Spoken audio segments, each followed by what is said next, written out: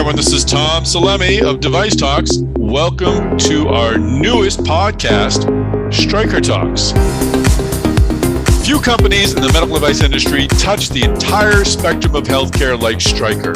From accident scenes to ERs, from ORs to patient rooms, Stryker delivers the supplies, tools, and devices used to provide patients with the highest quality of care. In this podcast, we'll talk with the company's leaders to gain a better understanding of how innovation, new technologies, and teamwork will further Stryker's mission. Let's go.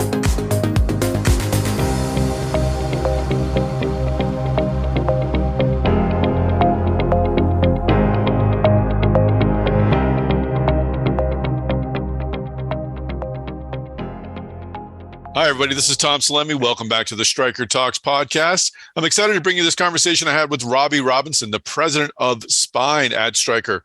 We'll talk about Robbie's path into medtech. We'll talk about how Stryker Spine is moving forward after its acquisitions of K2M and Mobius, and we'll talk about the Spine Group's future. Before we begin this conversation, I'd like to bring in our sponsor, Tegra Medical. I'm speaking with Mike Trelevin. Mike's the Senior Vice President of Engineering at Tegra. Mike, we know Tegra Medical has been creating spinal implants and instruments for decades, but what else can you tell us about the company? Tegra Medical is, as our tagline says, where medical devices come to life. We contract manufacture complex components and devices exclusively for the medical device industry. We have a large range of manufacturing technologies like laser processing, precision machining, and injection molding. And we make single-use and reusable devices, many of which are for minimally invasive surgeries in areas such as cardiovascular, orthopedic, spine, drug delivery, and many others. Tegra Medical was created by combining companies that were experts with certain manufacturing technologies. It was all part of a strategy to create a single contract manufacturing organization with the synergies to offer true end-to-end contract manufacturing. We'll hear more from Mike Trelevin of Tegra Medical a little later in the podcast. If you want more information on Tegra Medical, go to Tegra is spelled Tegra, medical.com. Well, Robbie Robinson, welcome to the podcast. Thanks, Tom. Thanks for having me. I'm excited to learn about the spine space for Stryker. It's the spine, I think, remains one of the coolest areas within medtech. There's just a lot of innovation going on, rapid moving, fast paced, a lot of new adoption of technologies. Spine surgeons are certainly fast adopters, I think, and I'll ask you about that in a bit. But before I get into all that cool stuff, let's find out about cool stuff on your side of the house, your career and how you found your way to Stryker and into medtech. What was your first job in medtech? Well, Tom, it's interesting. I actually sort of stumbled my way into medtech. I had no idea what this industry was prior to coming to Stryker. I spent a little time initially as a teacher and a coach, a high school football coach. Wow. Yeah, but I was broke, and so I was looking for another gig. So I got a job in the defense industry, which paid me a little more, but I was bored out of my mind. And so I reached out to a friend at the time who was the director of career placement at the business school at the University of Colorado. And I just said, hey, Mary, if you would, if any cool companies stop by, if you wouldn't mind passing my resume along, I'd really appreciate it. And so Stryker just so happened to stop by shortly thereafter, and the rest is history. 18 and a half years later, still home. Wow. What was it that appealed to you when you got the phone call from Stryker? I'm sure some other industries would have come a calling if you had waited. Well, I wasn't too sure which direction I wanted to go. I just knew, Tom, that I didn't want to be bored or broke. And so I got the call from Stryker and then showed up. And when I got there for the interview, it was just incredible. I was really drawn to the people who have since become like family to me. And really, that's why I've continued to call this home and why I've continued to stay. It's really around the meaningful relationships that I've been able to build. When you've been here as long as I have, the people that you work with start to feel more like family than coworkers, and it's getting harder and harder to distinguish between the two. And so, I just have this strong connection to the people here. And then along the way, the companies continue to give me opportunities to learn and grow and increase from the standpoint of responsibility and to be able to impact others. And in my opinion, you can't ask for much more than that. No, that's a great measure. So what was your first business you were part of at Stryker when you joined? It looks like in 2004. Was it endoscopy? It was, Tom. So I spent 12 years just maybe just shy of 12 years at endoscopy. I started in an entry-level marketing role, moved into a sales representative role for a number of years. I was a sales manager and then was a marketing director. So that was my endoscopy tenure. At some point, I got a phone call and was asked to move to the major metropolitan city of Kalamazoo, Michigan. So I left California, which is where I spent that 12 years, the first 12 years at Stryker. My family and I moved to Kalamazoo, where I spent about 5 years. My first role there was as the vice president and general manager of our interventional spine business. So spent a number of years running that organization. Then while still in Kalamazoo, hopped over to our heavy-duty power tool business, which we call orthopedic instruments. And so did that for some time before hopping over to lead the spine division in June of 2021 and relocated my family to Northern Virginia. Interesting. So what skills were you able to sort of tap into and to build what's been a great career in medtech? I mean, coming from the teacher side of thing, I guess someone listening to this who maybe isn't aware of what you need to succeed in medtech, what really helped you the most in executing in your job on advancing in medtech? What were the skills that you found most useful?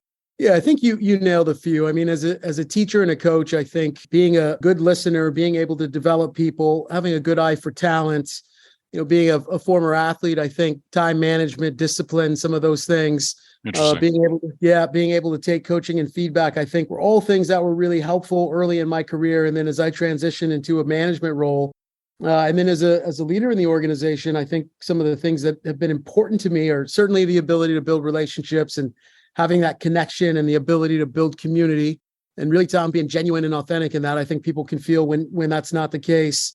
Being able to empower people, letting other people learn and grow, and giving them the space to have those experiences and to really have that opportunity to learn and grow. And then I think just the fact that when you're an athlete or when you're in sports or even as a teacher or coach to some degree, I think you certainly have an orientation towards results and results mattering, and really being able to set that tone around performance. So whether it was as an individual contributor, as I moved into a management role, or even leading organizations today, I think those are some of the things that I've been able to carry with me that are important to me, or things that I aspire to be able to do. It's interesting. And you got your MBA. I'm just curious, how critical is that if someone's sort of in earlier on in the path similar to yours? MBA seems like it's a necessity, right?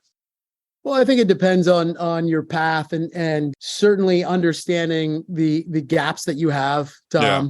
At that particular time in my career, there were just some things that I needed more experience in, or I needed to understand better. The MBA certainly helped supplement some of the gaps that I had at the time.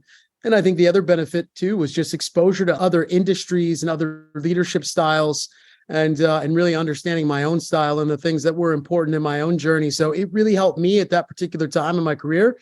I tell you, there are a lot of folks at Stryker who have done incredibly well and had long careers and have been very successful who don't have their MBA. So I think it really depends on the person. For me, it was a necessity, but for others, probably not so much. Interesting. All right. Well, good advice for folks, the young folks who are listening to the podcast. There you go. Let's talk a bit about spine. I'm going to take a quick break from this conversation to bring back our sponsor, Tegra Medical. I'm here again with Mike Trelevin, Senior Vice President of Engineering at Tegra Medical. Mike, you mentioned end-to-end solutions. Tell me more about what makes Tegra Medical's end-to-end solutions different than other companies. Well, many contract manufacturers claim to offer end-to-end solutions, but in reality, their expertise is focused in one area, like plastics or simply assembly and packaging. When they say end-to-end, what they really mean is they offer supply chain management. And we like to differentiate ourselves because what we offer is far from just supply chain management. Tegra Medical is vertically integrated, allowing us to do the metal and plastics. We support our customers beginning with our Genesis Tech Center product development services and extending all the way through manufacturing, finished devices, packaging, and sterilization management. This is really helpful in today's environment where regulatory processes are so stringent. It allows us to be under a single quality management system for an entire project. Mike, OEMs insist on getting sharp devices from their CMOs. What's the challenge with this? And what are the other factors that an OEM needs to keep in mind when choosing a manufacturer for their spinal devices? We're known for not only creating sharp devices, but, and this is more difficult, keeping them sharp. We're able to manufacture the metal business end of a device and then keep it sharp all the way through the entire manufacturing process, including insert molding, which often causes issues with other manufacturers. No surgeon wants to find out an instrument isn't sharp enough while in the operating room. The other thing our customers really appreciate is that we're willing to manufacture the devices others find too difficult to make. For example, creating devices and implants with anatomical bends is very precise work. We've developed a proprietary process for creating the anatomical bends in intermedullary nails without compromising the implant's holes and slots. We've often taken on work that other manufacturers walked away from because it was too difficult and or too hard to do efficiently. Our years of experience making implants has positioned us well for challenges like this, and we look forward to tackling more of them. That's great stuff, Mike Schleben. Thanks, of course, to Tegra Medical for sponsoring. If you'd like more information, you can find it at tegramedical.com. That's TEGRA medical.com. Let's talk a bit about spine. I mean, I kind of gave my 2-cent opinion at the top. I think it's an exciting space. What was the first sign that you were going to be moving into the space? When did you become involved with spine? Well, as you know, my predecessor, Eric Major, was here for quite some time, who led K2M and then led Stryker post-integration. And so really that September timeframe when I entered into the spine organization was really the first time. I certainly had some familiarity. The interventional spine business is sort of spine adjacent, if you will, called on some of the same customers, had some of the same market behaviors, maybe to a slightly lesser degree. So I was familiar with spine, but really didn't get involved in the organization until I actually took on the role in June of 2021. And what's your assessment of the spine space now that you've been leading this group for over a year? Well, you hit on something earlier that I certainly think rang true to me and resonates. The speed of innovation here is unlike anything I've ever seen. The intensity from a competition standpoint, also pretty intense, just the number of companies and competitors. And then I think the other thing that really makes spine special, at least in my perspective, is just the customer intimacy, the degree to which the business is wrapped around the customer. It's incredibly high touch. The opportunity to co-create with your customers is unlike anything that I had experienced in any of the other businesses that I'd been in. So listen, I love it. I love the pace of it, and it's been really good. Excellent. So let's talk a bit about the business itself. You mentioned the K2M acquisition. It was a huge acquisition and a big, bold move for Stryker when they made it. K2M built an outstanding business in the spine space. Coming into this group, when you did it already feel like one big happy spine family business? Or are there still some sort of integration issues going on in sort of different cultures? No, listen, I think I would give credit to Eric here and Spencer Stiles, for that matter, who's the group president of orthopedics and spine. Between the two of them, they did a phenomenal job leading the organization through the integration. And at least, again, in my perspective, probably one of the fastest and best integrations of large spine deals that I can think of, just from the standpoint of more objective measures, like how quickly do you get to cross-selling? How quickly do you integrate the sales force? How quickly do you integrate the back office systems? All those things have been settled really well. And then culturally, I think between the two gentlemen, they did a really nice job, and the broader leadership teams for that matter, did a really nice job of getting things to a point of stability. Look, I think whether you go through an integration or not, I think you always have challenges along the way, and certainly Spine and Stryker are no exception. But I think the organization is in a tremendous position to be able to manage through those things. It's a tumultuous time just in general. And so, look, Stryker Spine is not immune to some of the macroeconomic things that are happening, and we're muscling through those things. But otherwise, I think relative to the integration, we're in a really good spot, Tom. Excellent. I want to talk about the Mobius acquisition in a moment, but let's just focus on the challenges that some medtech companies, most medtech companies, have felt over the last couple of years in terms of supply chain and things like that. First, I'll talk about the pandemic. You weren't leading the spine group in 2020 when the pandemic hit, but I'm imagining that the spine business saw the same kind of slowdowns that a lot of other quote unquote non-elective procedures or companies that are products for non-elective, quote unquote, non-elective procedures saw, even though it's hard to say spine is an elective procedure. I mean, if people are in pain, there's nothing elective about it. Yeah, that's right. I think, certainly we weren't immune to those things. And as surgical volumes changed, we certainly were impacted there. And then, Yeah, absolutely. From a supply challenge standpoint, particularly for our business, Tom, you see issues with electronic componentry for our enabling technology side, some of the bigger capital items and shortages there. So we had to work through that. But certainly pricing pressures throughout the value chain are things that we continue to work through. Regulatory complexities and changes there, especially as you look at new regulation in Europe. And then again, just the sheer number of competitors, speed of innovation, inventory management. Spine certainly has its challenges that I think you see across the entire marketplace. Do you know if you're making any changes to your supplier base regarding supply chain? Other medtech companies are. They're certainly assessing their list of suppliers. How is Stryker Spine looking at things?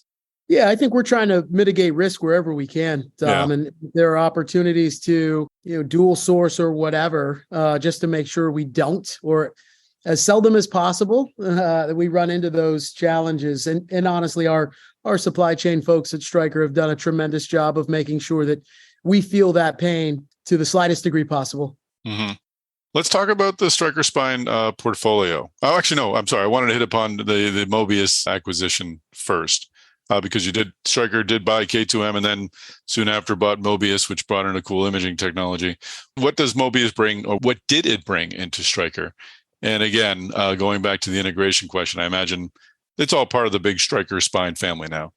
Yeah, that last statement is accurate, and, and you're right. So glad I could speak for you, Robbie. Yeah, hey, listen, I'll take all the help I can get. No, totally agree. So in 2019, we did acquire Mobius, and at the time, their sister company, Cardan Robotics. And so, yeah, we've worked through that integration. But it was strategically a phenomenal acquisition for the organization that really did bring best-in-class imaging modality, true CT, which in my opinion, and I'm a little biased, but the best imaging from a resolution perspective, the best imaging platform in our space. We were able to bring in a number of really, really talented folks, and then just to create a really strong imaging pipeline that is core to our strategy moving forward from an enabling technologies perspective. So it was a really, really strong strategic move, and we continue to leverage the competencies and the assets that we acquired as a result. Excellent. So let's talk about your product portfolio. Maybe we can highlight a few areas, but just looking at your website, so I don't have a lot of great market research here, but you've got the space pretty well covered. Do you see Stryker's offerings being comprehensive and hitting upon all the points you need to hit upon in addressing the spine market? Absolutely. I mean, when you look at our portfolio, Tom, it's as broad and comprehensive as anybody's. And where we have had gaps, the team has done a phenomenal job of addressing those gaps, both through organic new product development or through partnerships with other organizations. And then, when you look at both sides of our business, so mainly our core spine business, pedicle screws, interbodies, biologics, we have anything you'd want. And then when you flip to the other side, the enabling technologies business, imaging, navigation, data, aggregation platforms, we've got it all. And I think you'll continue to see us grow that platform. And we have some exciting technologies in the pipeline that will be coming to a hospital near you soon enough. Do you see, we've talked about two massive acquisitions that now have happened a couple of years ago. They seem to be digested and part of the company. Is acquisition, M&A, is it part of growth for Stryker Spine going forward?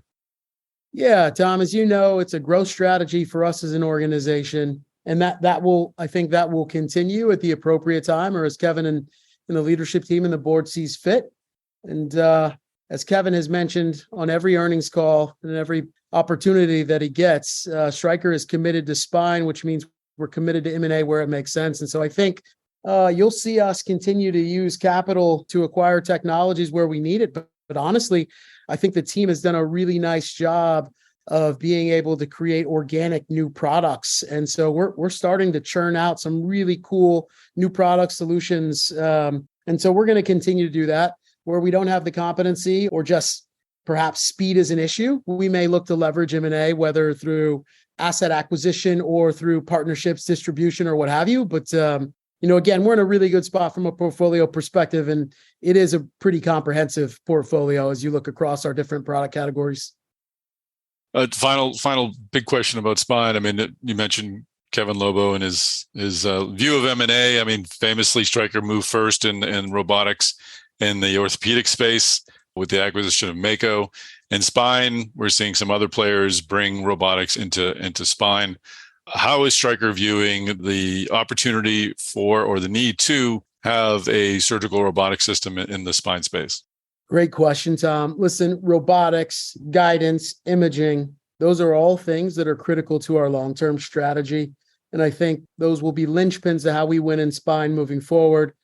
As Kevin mentioned in the earnings call, we are currently developing a spine application for Mako that will integrate with our navigation technology, Q Guidance.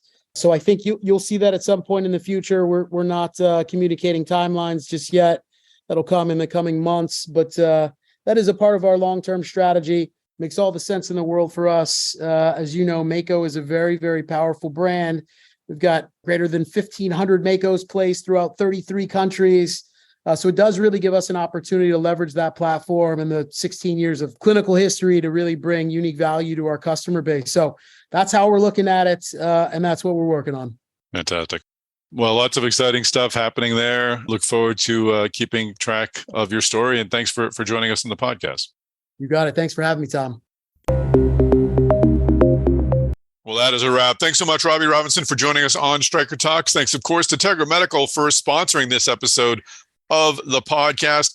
Thank you to listening. And please do me a favor. Please share this podcast episode on social media. When you do that, connect with me. I am on LinkedIn, Tom, SALEMI, at Device Talks, or you can find me on Twitter at MedTechTom. Please also consider subscribing or following the Device Talks podcast network so you can have future episodes of Stryker Talks sent directly to your inbox as soon as they come out, directly to your listening device, I should say, not your inbox. So lots of great ways for you to keep in touch with our terrific Stryker content. Once again, that is a wrap. Thank you so much for listening. Tune in next time. We'll have another great episode of the Stryker Talks podcast sent directly to you.